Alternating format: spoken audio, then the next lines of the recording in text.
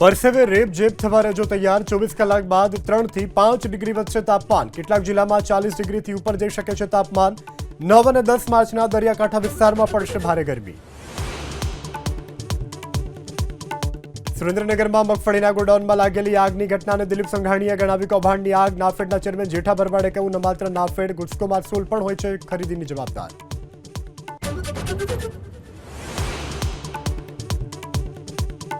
આવતીકાલથી પીએમ મોદી 2 દિવસના ગુજરાત પ્રવાસે સુરતમાં પીએમ મોદીના આગમનને લઈ તડામાર તૈયારી સુરત એરપોર્ટથી સર્કિટ હાઉસ સુધી યોજાયું રિહર્સલ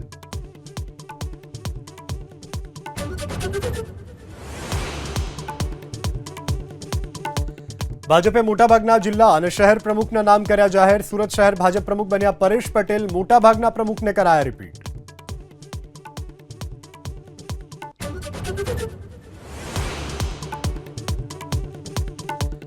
વધુ એક સ્વામીનો બફાટ મોરબીના હરિકૃષ્ણ ધામના ભક્તિહરિ સ્વામીએ ચારણ સમાજ અંગે વાણી વિલાસ કરતા આક્રોશ વિવાદ બાદ માગી માફી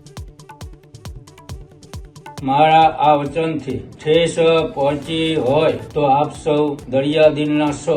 માટે ક્ષમા દરગુજર કરશો જી શેરબજારમાં સતત બીજા દિવસે ઉછાળો સેન્સેક્સ 609 પોઈન્ટ વધી અને 74,340 પર બંધ મેટલ ફાર્મા અને ઓઇલ ગેસના શેરમાં સૌથી વધુ તેજી